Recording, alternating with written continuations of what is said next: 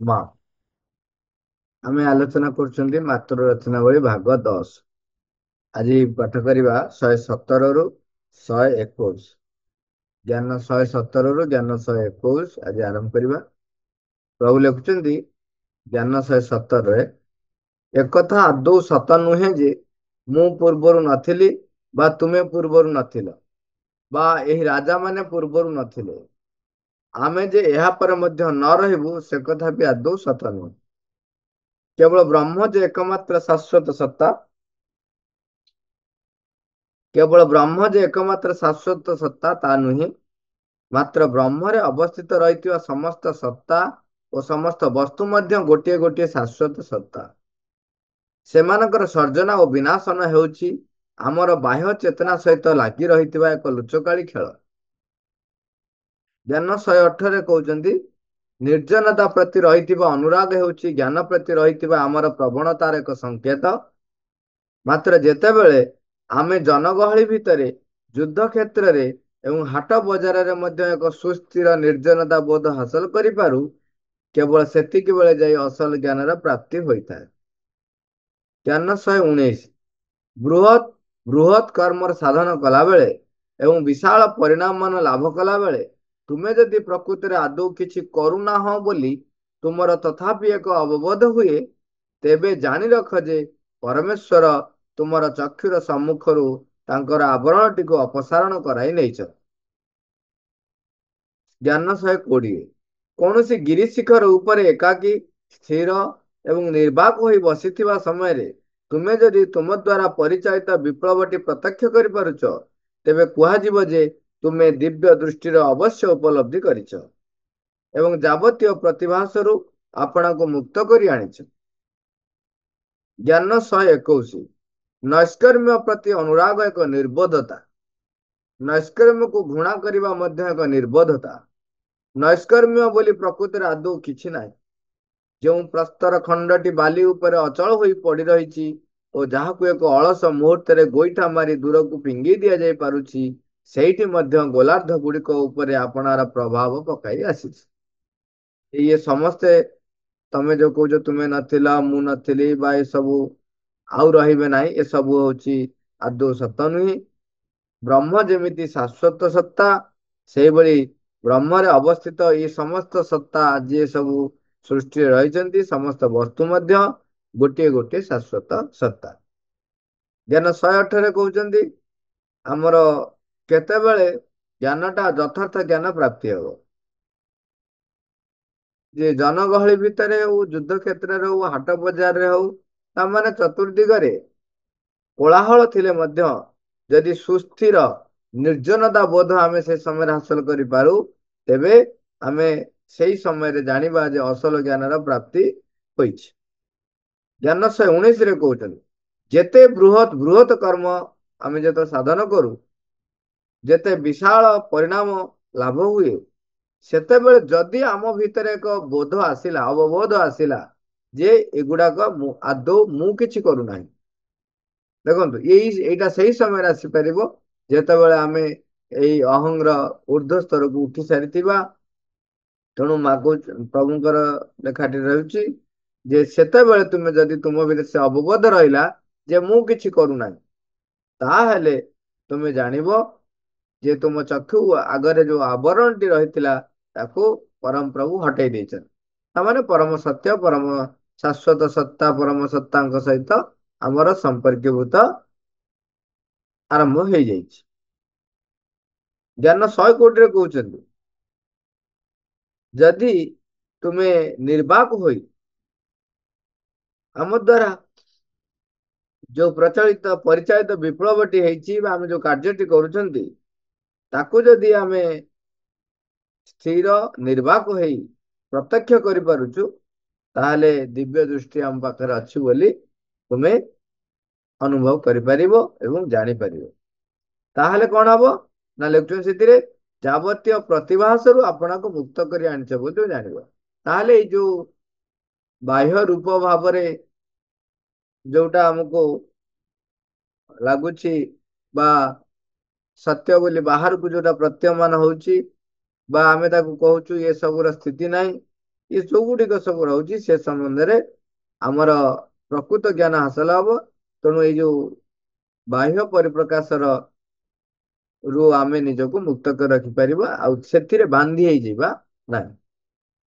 तापर ज्ञान 121 कहते नैष्क्रम प्रति अनुराग ताने कार्य न कर अनुराग इन एक्शन कार्य न करने प्रति आम भितर जदि कौन प्रकार दुर्बलता रही तेबे ताहा भूल। एपरिक से कहते जे गोटे जड़ा वस्तुटे पथरटे जो थुआ आम कह सी तो किसी कम करूनी कि आप देखु से पथर मानक नहीं केते केते कथा है जदि देखिए से पथर माने यही सृष्टि रे तांकर स्थिति रखिछन्ति एवं कार्य मध्य करूछन्ति। जो पहाड़ टे रही चिंता कर मौसुमी वायु को से प्रभावित करुछ भाव में ये गोटे खाली बाह्य दिगरे जोटा देखी हम हठात कही हम कहली ये सूक्ष्म भाव में जदि आम आहरी अधिक रु अधिक गभीर स्तर को जीवा तेबे देखिपर जे ये सबुर मध्य किपरि आवश्यकता रहे। तापर सेठी जोटा लिखुଛନ୍ତି ସେମାନେ ମଧ୍ୟ ଏଇ जो विवर्तन धारा रे तांकर प्रभाव पकईचंती ताहा ମଧ୍ୟ ଆମେ अनुभव करि परिबा। तापर मांकर आलोचना आरंभ होची मां कहउचंती एई विगत अल्प केते दिन हैला काली अथवा तार पूर्व दिन मोर ठीक एई अनुभवटी होइछ। जो वर्णना ऊपर है से अनुभवटी मांकर आसीची बोली मां कहउचंती मां कहउची मु अनुभव करि पारुची तो एक अप्रतिरोध्य परम शक्ति एई सब किछर शासन करूची। सेतेबेले आम भितर एई बोध धीरे धीरे अधिक रु अधिक स्पष्ट हब जे किपरि से परमा जननी से परम शक्ति तांकु प्रतिरोध करिया कि नांती से कार्य करि चलछन्ति। हाँ प्रतिरोध करिया को नाही माने तमन केही तांकु पूर्ण भावे विराम दे परिबो नाही किंतु विलंबित होउछ। यदि आमे राजी न हले तेबे ता विलंबित होउछ किंतु ताकू अटकई परिबे नाही। अप्रतिरोध्य परम शक्ति यही सब किसी शासन करुछि अनुभव आसे एवं यही पृथ्वी रे से ही शासन कर जावतीय वस्तु व्यक्ति सबु किछि उपरे तांकर शासन विस्तार होई रही। एवं आउर गोटे कथा ये कहते सेथिलागि ताकू स्थूल स्तर रु आदौ एठू सेटाकू एते टिके घुंचीबाकू पड़ुनी तांकू जीवाक पड़ुनी से सेठी थाइकी मध्य से कार्य करि चलीछन्ति। एवं स्थूल स्तर रे एई जो सब प्रबल और अजस्र क्रियात्मकता लगी रही ताहाकू आमे खर बेगर बही जाउथिबा जलराशि उपरी भाग में जात होउथिबा फेण सहित ही तुलना करि परिबा। ताने वर्तमान जो बाह्य घटना नहीं कि आमे तो व्यस्त रहउछु मां कहउचंदी सेगुडे जे खर बेगर बही जाउथिबा जलराशि उपरी भाग जो फेण केत समय रहे किसी माने हेला फुटिला संग संग फुटिगला। तो से भाव में आम भितर से अनुभव आसब से जेते बेले आम अंतर रे बसवास करने को साइमल्टेनियसली आरंभ भी कर देथिबा। तेणु उपरी के भी लगे से ही उपरी भागर फेण सहित समस्त लोक रखिपर आम अनुभव करवा जे केवल से परम शक्ति ही निम्न भाग में एक शक्तिशाली जल प्रवाह पर धावमान होगा लगे बास आउ अधिक किसी हेले कहबार ना। ये गूढ़ तत्व कथा कहले जो आम निर्जन को आसुचु बा निर्जनता आमको भल लगुच सेतेबेले आम भितर आउ टिके अधिक गभीर गले परम सहित आम जो एकात्म हो सेतेबेले अन्य समस्त लक्षण धीरे धीरे देखादेवा आरंभ कर परमाशक्ति सी अप्रतिरोध रही जावतीय वस्तु शक्ति और शासन ये सबू तांकरी हाथ रहिबो एवं आमे अनुभव करवा जे से परम शक्ति ही निम्न भाग में एक सर्वशक्तिशाली जल प्रवाह पूरी धावमान होगा लगी एवं यही सृष्टि रे तथापि भी से प्रभुंकर मांकर से आलोचना गुड़िक बा से कथा गुड़िक ताहा चिरंतन रही। तापर मां कहूँ बास आउ अधिक किसी कहबार ना आमको बार बार से गोटे कथा पाखु फेरी आसिया पड़ो जानवर किसी क्षति ना कहवा आवश्यक भल कथा यहाँ जोटा लिखुं कहवा आवश्यक भल कथा କରିବା ସମ୍ପୂର୍ଣ୍ଣ ଭାବେ ଏକ ଅତ୍ୟନ୍ତ ଭଲ କଥା। ମାତ୍ର ହେବା ହଉଛି ଏକମାତ୍ର ବସ୍ତୁ ଯାହାର କି ପ୍ରକୃତରେ କୌଣସି ଯଥାର୍ଥ ଶକ୍ତି ରହିଛି। ଏଇଟା ଆମେ ଟିକେ ଇଂଲିଶରେ ଶୁଣିଲେ ଆମେ ଟିକେ ଭଲ ଲାଗିବ ଯେ ପ୍ରକୃତରେ ଯେଠି ଯୋଉଟା ଲେଖୁଛନ୍ତି ଜାଣିବାର କିଛି କ୍ଷତି ନାହିଁ। ସେଟା ହଉଛି କଣ? To know all is right.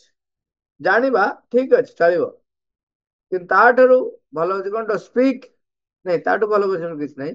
Two speak is good. ହଁ ଠିକ ଅଛି, କଥାରେ ପରିପ୍ରକାଶ କରୁଛ, ଚଳିବ। ଟୁ ସ୍ପିକ୍ ଇଜ ଗୁଡ୍, କିନ୍ତୁ ତାପରେ କହୁଛନ୍ତି to do is all very well. ସର୍ବଦା ଇଏ ଆମକୁ ଗୋଟେ ଦୃଢ ପ୍ରତ୍ୟୟ ଦବ ଯେତେବେଳେ ଆମେ ତାକୁ କାର୍ଯ୍ୟରେ ପରିଣତ କରିବା। କିନ୍ତୁ ତା ପରଟା ଆହୁରି ଏକ ନିଶ୍ଚୟତା ବୋଧ ଆଣି ରଖିବ। କଣ? To be the only thing which has any power. ଏଠି ଆମେ ଜାଣୁଥିଲେ କହିବା ଏବଂ ତାପରେ କାର୍ଯ୍ୟ କରିବା କଥା ପଡିଥିଲା, କିନ୍ତୁ ତା ପରଟା ହଉଛି but to be is the only thing which has many power. ନିଜେ ହୋଇ ଉଠିବା ହଉଛି ସର୍ବାଦୌ ଯଥାର୍ଥ ଶକ୍ତି, ଏକମାତ୍ର ବସ୍ତୁ।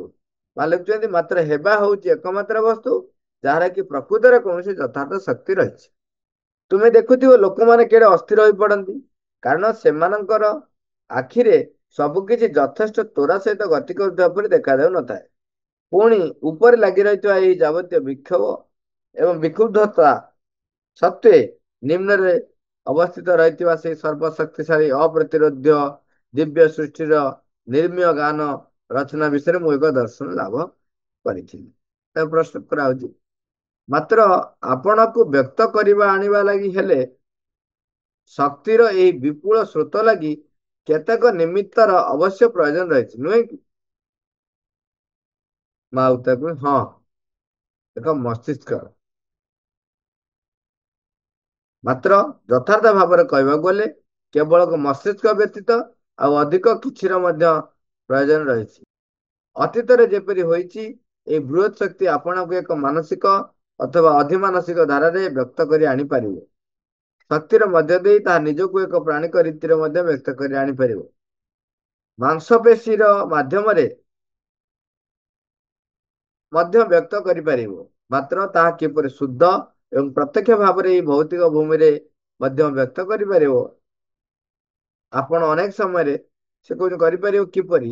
ତାପରେ କହୁଛନ୍ତି ଆପଣ ଅନେକ ସମୟରେ ଭୌତିକ ଶକ୍ତି ବିଷୟରେ କହୁଛନ୍ତି ବୋଲି ମୁଁ ଏ କଥା ପଚାରୁଛି। ଉର୍ଦ୍ଧ୍ୱରେ ସେଇ ପରମ କ୍ରିୟା ଓ ଏଠାରେ ସମ୍ପନ୍ନ ହେଉଥିବା ସେ ଯଥାର୍ଥ ପରମ କ୍ରିୟା ଦୁଇଙ୍କ ମଧ୍ୟରେ ବହୁତ ପ୍ରକୃତରେ ପାର୍ଥକ୍ୟ ରହିଛି। ଏ କଥା ସିଏ ସାଧକ ବା ସାଧିକା ଜଣେ କହୁଛନ୍ତି। ମା ତାପରେ ତାର ବର୍ଣ୍ଣନା କରୁଛନ୍ତି, ମୁଁ ଯେତେ ଥର ସେ ମହାନ ଶକ୍ତି ବିଷୟରେ ସଚେତନ ହୋଇଛି, ମୋର ସେତେ ଥର ସେ ଗୋଟିଏ ପ୍ରକାର ଅନୁଭୂତି ହେଇଛି। ମା, ଥ୍ୟାଙ୍କ ୟୁ ଅଲ୍।